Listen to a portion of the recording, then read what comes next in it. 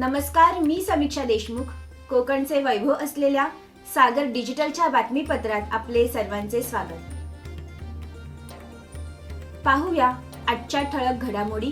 मनुस्मृती दहनानंतर आव्हाड अडचणीत, राज्यभरातील कार्यकर्ते आक्रमक.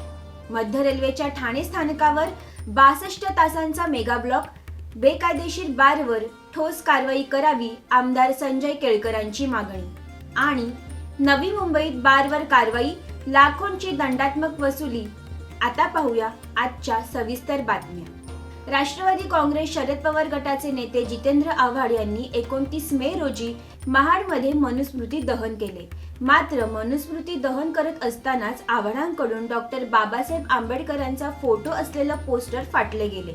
यामुळे राज्यात आव्हाडांबाबत विरोधक आक्रमक झाले. अनावधानाने हा प्रकार घडल्याचे सांगत आव्हाडांनी या प्रकरणी माफी मागितली असली तरी या प्रकरणाचा निषेध करत विरोधकांनी हा मुद्दा जोरदार लावून धरला आहे. आंदोलनकर्ते चांगलेच तापले असून काही ठिकाणी आव्हाडांचा प्रतिकात्मक पुतळा जाळण्याचाही प्रयत्न करण्यात आला. मध्य रेल्वेच्या ठाणे स्थानकावर 30 मे पासून 62 तासांचा ब्लॉक घेण्यात येणार आहे. डाऊन फास्ट लाईनसाठी 62 तासांचा तर अप स्लो लाईनवर 12 तासांचा ब्लॉक असून 30 मे रोजी रात्रीपासून हा ब्लॉक सुरू होणार आहे. दरम्यान 1 आणि 2 जूनला CSMT स्थानकात 36 तासांचा मेगा ब्लॉक घेण्यात येणार आहे. ठाणे स्थानकात फलाट क्रमांक 5 आणि 6 वर अनेक प्रवाशांची वर्दळ असते. त्यामुळे या फलाटाची जर रुंदी वाढवली तर जास्त प्रवासी त्या ठिकाणी उभे राहू शकतील. म्हणून या फलाटाची रुंदी वाढवण्याच्या कामासाठी हा ब्लॉक घेण्यात येणार आहे. पुणे येथील दुर्घटनेनंतर ठाण्यातील बेकायदेशीर डान्स बार, पब आणि हुक्का पार्लर पुन्हा चर्चेत आले असून आमदार संजय केळकर यांनी याबाबत पोलीस आयुक्त आशुतोष डुमरे यांची भेट घेत ठोस कारवाई करण्याची मागणी केली आहे. ठाण्यातील बेकायदेशीर पब, हुक्का पार्लर आणि डान्स बार प्रकरणी स्थानिक पोलीस ठाण्यांना जबाबदार धरण्यात येईल. तसेच या अवैध व्यवसायावर कारवाया करण्यासाठी स्वतंत्र कक्ष स्थापन करण्यात आल्याची माहिती आयुक्त आशुतोष डुमरे यांनी आमदार संजय केळकर यांना दिली. नवी मुंबई महानगरपालिका क्षेत्रात बेलापूर विभागातील 3 लेडीज बार, 1 धाबा, 3 चायनीज स्टॉल तसेच तुर्भे विभागातील 3 बार यांच्यावर नवी मुंबई पोलीस आयुक्तालय व राज्य उत्पादन शुल्क विभाग यांच्यासह नवी मुंबई महानगरपालिका यांच्या संयुक्त विद्यमाने आयुक्त डॉक्टर कैलास शिंदे यांच्या निर्देशानुसार कारवाई करण्यात आली.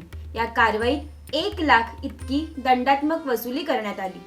सदर मोहीम अतिक्रमण विभागाचे उपआयुक्त डॉक्टर राहुल गेठे यांच्या नियंत्रणाखाली अतिक्रमण विभागाचे सहाय्यक आयुक्त डॉक्टर अजय गडदे, बेलापूर विभागाचे सहाय्यक आयुक्त शशिकांत तांडेल, नेरूळ विभागाचे सहाय्यक आयुक्त डॉक्टर अमोल पालवे, वाशी विभागाचे सहाय्यक आयुक्त सागर मोरे, तुर्भे विभागाचे सहाय्यक आयुक्त भरत धांडे आणि अतिक्रमण विभागाचे कनिष्ठ अभियंता यांच्या सहयोगाने करण्यात आली. मुरुड तालुक्यातील काशीद समुद्रात बुडून एका तरुणाचा मृत्यू झाला असून समुद्रात खेळत असताना पाण्याचा अंदाज न आल्याने ही दुर्घटना घडली आहे. मुंबईतील लोअर परेल येथून सुट्टीमध्ये 10 तरुणांचा गट काशीद समुद्रावर फिरण्यास आला असताना ही घटना घडल्याचे समजते. काशीद समुद्रकिनारी अनेक पर्यटक मोठ्या प्रमाणात येत असतात. त्यांच्यासोबत काही अघटित घडल्यास त्यांना वाचवण्यासाठी निदान एक स्पीड बोट तैनात करावी अशी मागणी असंख्य पर्यटकांनी महाराष्ट्र मेरीटाईम बोर्डाकडे केली आहे. मुंबई गोवा महामार्ग तसेच जिल्ह्यातील ग्रामीण भागातील सतत अपघात होणाऱ्या ब्लॅक स्पॉट जागांवरील अपघातांची कारणे व अपघात रोखण्यासाठीच्या उपाययोजना निश्चित कराव्यात. त्यासाठी संबंधित विभागाने संयुक्त सर्वेक्षण करावे असे निर्देश रायगड जिल्हाधिकारी किशन जावळे यांनी दिले. अपघातांमुळे होणारी जीवितहानी टाळण्यासाठी वारंवार अपघात होणाऱ्या ठिकाणांच्या परिसरात रुग्णवाहिका सेवा, रुग्णालयात लवकरात लवकर अपघातग्रस्तांना पोहोचवण्याच्या दृष्टीने आपत्कालीन वाहतूक आराखडे तयार करणे, तसेच आवश्यक तेथे वेग नियंत्रणासाठी रस्त्यावर रमलर्स बसवणे, थर्मोप्लास्टिक रोड मार्किंग्स, सूचना फलक, रस्त्यावरील परावर्तक, ब्लिंकर्स, रिफ्लेक्टर्स आदी उपाय योजण्यात यावेत अशा सूचनाही जिल्हाधिकारी किशन जावळे यांनी दिल्या. आता पाहूया सामूहिक विवाह पद्धतीबाबत विशेष बातमी.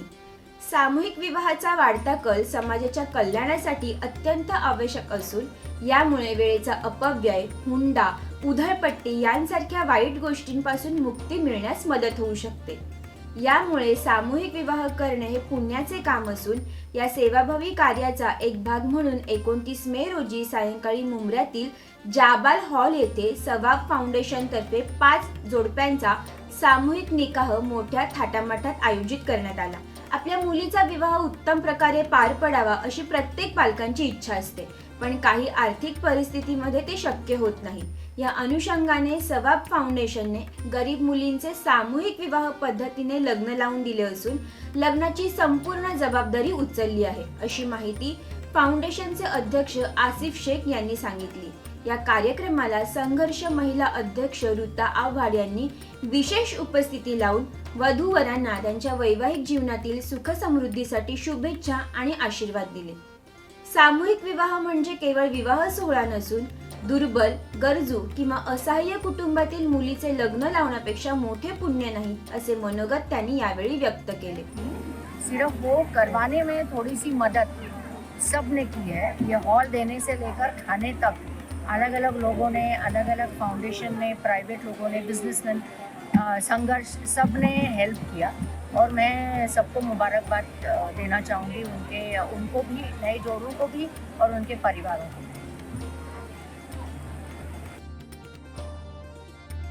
या होत्या सागर डिजिटलच्या बातम्या. या बातम्यांसंदर्भात आपल्या सूचना आणि प्रतिक्रियांचे आम्ही नक्कीच स्वागत करू. पुन्हा लवकरच भेटू नव्या बातम्यांसह. तोपर्यंत धन्यवाद. सागर डिजिटलच्या यूट्यूब चॅनलला लाईक करा, शेअर करा, सबस्क्राईब करा आणि ताज्या घडामोडी नियमित पाहण्यासाठी बेल आयकॉनला प्रेस करा.